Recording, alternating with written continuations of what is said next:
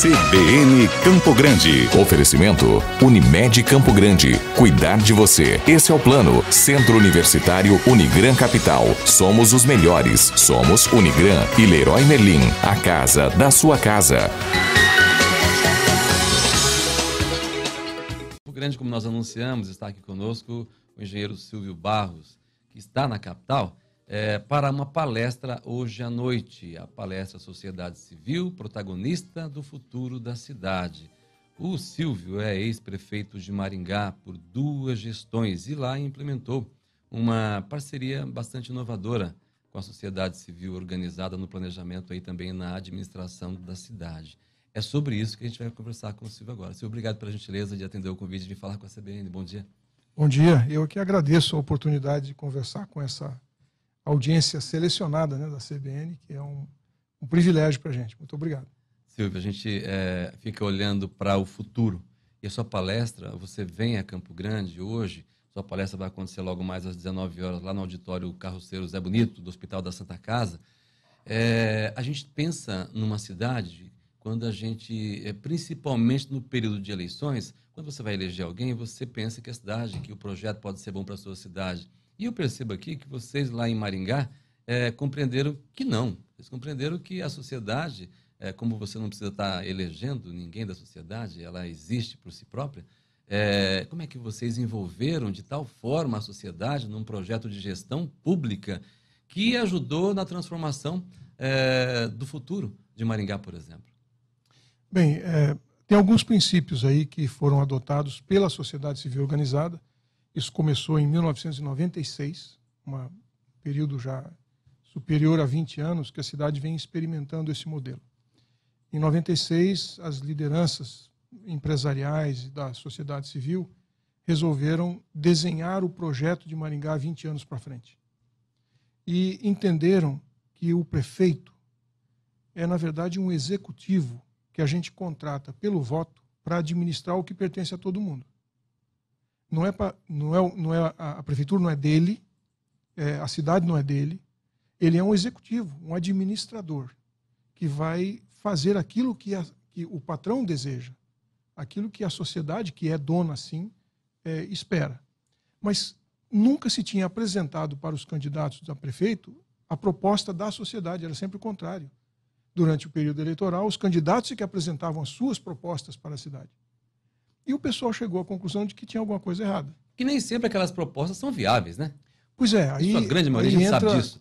Aí entra uma porção de coisa que depois não dá para cumprir. É o marketing. Mas a sociedade teve uma interpretação diferente. Falou, não, pera um pouquinho. Nós vamos ficar aqui depois que o prefeito sair. O prefeito pode até mudar de cidade, então, mas nossas empresas, nossos negócios vão continuar na cidade. Nossas entidades vão permanecer aqui. Quem é essa sociedade? Porque a sociedade são instituições representativas? Naquele momento, foi a Associação Comercial, o Sindicato Metal Mecânico, que era um setor muito forte na cidade, o Sindicato do Vestuário. Não foram 50 nem 200 entidades? Não, foram meia dúzia. Foram meia dúzia que decidiram compreender e conversaram com vocês. Resolveram mobilizar a cidade. E eles foram trazendo outras entidades para discutir o foco da cidade 20 anos na frente. Como é que foi administrar dessa forma? Bem, eu entrei nesse jogo em 2005, mas eu fazia parte deste grupo do CODEM, que nós chamamos, o Conselho de Desenvolvimento Econômico, antes de ser prefeito. Então, eu já estava do lado da sociedade propondo estas coisas. Isso já vinha sendo construído ao longo dos anos. Então. Ou seja, quando eu assumi a prefeitura, eles esperavam que eu empoderasse esse conselho, e era exatamente o que eu queria fazer, porque é nisso que eu acreditava. Você fez? E aí fizemos isso, e durante esse período, efetivamente, a sociedade foi bastante empoderada, e os resultados são sentidos até hoje. Os indicadores da Macroplan indicam que Maringá é a melhor cidade do Brasil, já há 2 anos seguidos, para se viver, para se fazer negócio. É uma cidade que tem indicadores, aí não é opinião, não é subjetivo, são números em vários setores que mostram que a cidade efetivamente respondeu a um planejamento de longo prazo. A gente preparou a cidade, plantamos há 20 anos atrás para colher agora. Que lição, Silvio, dá para tirar desse envolvimento, dessa parceria com a sociedade? Qualquer cidade também tem essa capacidade, basta querer, ou é uma receita que deu certo em Maringá e pouca gente tem condições de fazer? Como é que você pode resumir isso? Hoje, Otávio, eu trabalho com isso no Brasil todo. Tá. Hoje estou aqui em Campo Grande, estarei em Rio do Sul, em Santa Catarina, semana que vem, depois vou para a Amazônia, depois vou para o Rio Grande do Sul. Eu faço esse trabalho no Brasil todo. Então, eu posso dizer para você o seguinte: cada cidade é que nem uma pessoa, tem impressão digital, não tem duas iguais. Então, um modelo que funcionou em Maringá não necessariamente pode ser reproduzido ipsis literis em outra cidade. Ele terá que ser desenvolvido de acordo com a cultura, de acordo com as características da própria comunidade. Nós temos modelos como este em Maringá hoje implantados em muitas cidades do Brasil. Uberlândia, Manaus, Belém, Goiânia, Brasília. Tem várias cidades que adotaram e implantaram esse modelo. Mas fizeram isso de acordo com a sua própria característica. Você perguntou qual é o requisito. Bom, tem um requisito, sim. Maturidade social. Transparência. As lideranças da sociedade organizada têm que estar maduras o suficiente para trabalhar com muito empenho, com dedicação. Eles têm que investir dinheiro e tempo em algo que é de interesse coletivo. O maior adversário desse projeto é a vaidade. Quando existe vaidade envolvida no processo, ele infelizmente não funciona, e a vaidade é sinônimo de imaturidade social. A comunidade não está preparada para esse modelo. Quando a gente olhou o seu currículo, eu convidei a Ingrid, que é nossa jornalista, porque você fala muito em futuro. Lá vocês pensaram na cidade pensando em futuro. E a Ingrid é o futuro desse país. Bom dia, Ingrid. Bom dia, Otávio. Bom dia ao nosso entrevistado, aos nossos ouvintes. Eu queria falar agora de um tema que tem causado muito debates há muitos anos no Brasil, que é a Amazônia. Você trabalhou na Amazônia, o senhor trabalhou na Amazônia, 15 anos esteve lá. E lá, se tem esse pensamento, as cidades que abrangem a floresta amazônica, tem esse pensamento de se desenvolver e pensar na sustentabilidade ao mesmo tempo? Infelizmente, não. E isso, obviamente, está mudando, mas a preocupação externa com a Amazônia acabou criando um certo grau de paternalismo. As pessoas esperavam que os outros fizessem por eles. E isso criou, efetivamente, um problema relativamente complexo e desviou o foco. A Amazônia, onde eu trabalhei, a Amazônia Ocidental, ela, de fato, estava concentrada no modelo da Zona Franca, que é um modelo totalmente artificial. São instrumentos artificiais que geraram os empregos, os negócios, as empresas, e este modelo não se sustenta mais no mundo de hoje. Ele não tem como permanecer.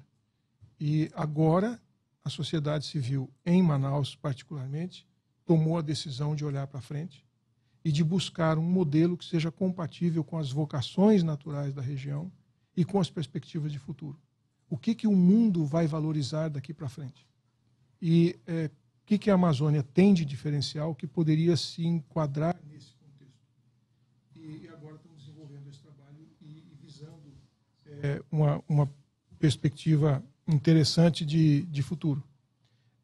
Mas não foi este o histórico das cidades da Amazônia, e principalmente no período que eu estava lá. Houve um desenvolvimento grande, e era a minha área de atuação, no setor do turismo, o turismo sustentável, a migração do turismo de Zona Franca. As pessoas iam para lá, que nem nós vamos para o Paraguai para fazer compras, para visitar efetivamente a floresta, os rios, e eu participei justo desse período de migração, do turismo sustentável. Mas isto não se aplica a toda a região amazônica. É só onde nós temos condição de levar o turista, uma logística. Então, a região precisa efetivamente de um conceito de desenvolvimento que seja muito mais amplo do que o que a gente tem hoje. Silvio Barros, ex-prefeito de Maringá, conversando aqui com a CBN.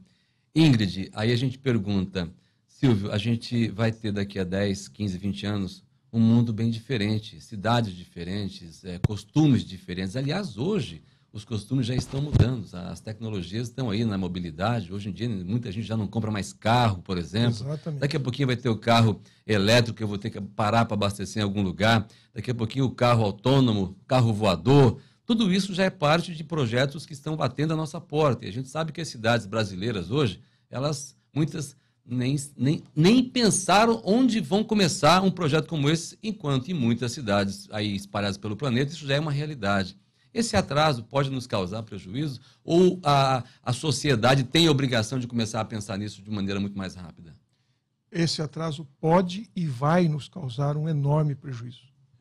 E a sociedade tem a obrigação de pensar nisso. E cobrar? Ela não deve delegar essa responsabilidade à prefeitura, deve assumir este papel, até porque planejamento estratégico de longo prazo está no DNA das empresas e das entidades da sociedade civil organizada. Então, não é um esforço extraordinário para elas trabalharem com isso, porque isso já faz parte do pensar dessas instituições.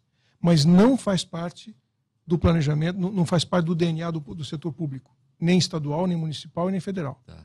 Então, alguém tem que assumir esse papel, alguém tem que pensar futuro e trazer para decisões presentes. E eu entendo, e é isso que nós vamos provocar a comunidade hoje, de que isto é papel da sociedade organizada. Silvio, eu vou te fazer uma pergunta que o ouvinte, nesse momento, vai poder também compreender. E eu acredito que você pode nos dar uma orientação importante pela tua experiência. A sociedade civil organizada não tem noção da força que tem? Eu acho que a gente não tem a percepção do poder que está disponibilizado para a sociedade. Ela não usa. Ele existe, é seu direito, mas ela não usa. E esta quebra de paradigma faz parte do processo de provocação que a gente está fazendo. Isso hoje é mais do que uma palestra, é uma provocação.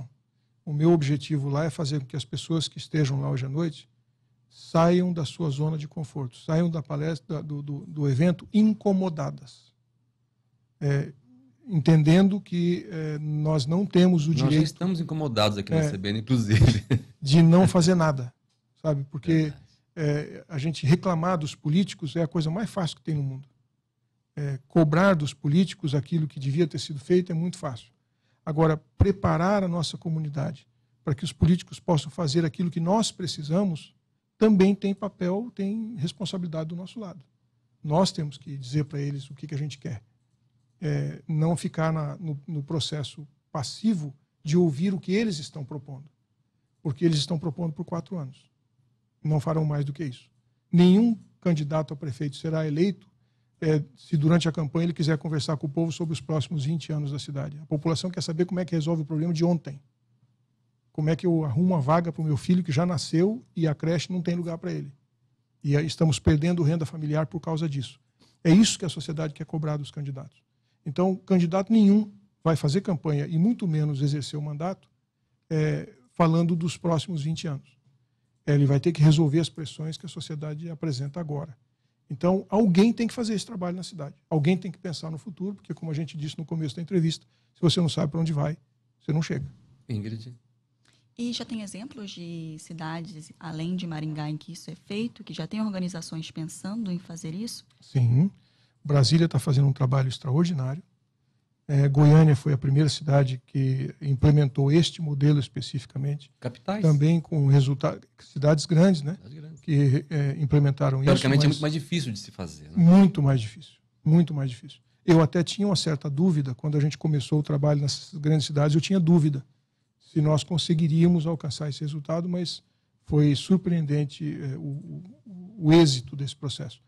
Mas tem cidades como Uberlândia, como Volta Redonda, é uma cidade um pouco menor, sim, mas que fez isso. Jaraguá do Sul também implementou lá em Santa Catarina. Uhum. Existem várias cidades que implantaram esse modelo e que estão agora colhendo frutos dessa mobilização. Eu acho que o Brasil precisa disso. Se a gente perguntasse aqui para todos nós que estamos no estúdio, o que vai ser do Brasil daqui a 20 anos, nenhum de nós sabe responder. A gente gostaria que fosse de um certo jeito, mas nem uniformidade desse gostaria nós não temos, porque isso não foi discutido, não foi debatido, não foi tratado de maneira ordenada. Então, nós ficamos à mercê do que acontecer. Quer dizer, a cada 4 anos a gente pode tomar uma direção diferente. E pode mudar isso a sociedade. E, infelizmente, pode não ser para onde a gente queria ir. Exatamente. Agora, se a sociedade tomar essa posição, a gente começa a ter um rumo. E eu, particularmente, acho que esta revolução conceitual virá de baixo para cima. Primeiro se resolve isso nas cidades e aí nós vamos chegar em Brasília. Nós conversamos aqui, poderíamos conversar amanhã toda com você, Silvio, ex-prefeito de Maringá, Silvio Barros, que vai estar logo mais à noite, às 19 horas. Deixa um pouquinho para a palestra, melhor, nós vamos estar lá também, no auditório da Santa Casa. Com certeza será um momento importante para que a gente também possa conhecer o nosso próprio poder e as iniciativas que a sociedade deve ter. Quero agradecer imensamente a gentileza de você ter vindo à CBN conversar conosco. Eu é que agradeço e agradeço à Associação Comercial de Campo Grande por ter me feito o convite para estar aqui com vocês hoje. Obrigado, Ingrid. Obrigada. São 10 horas e 27 minutos. Essa entrevista vai estar disponível no nosso site, cbncampogrande.com.br, para você ouvir, acompanhar e compartilhar.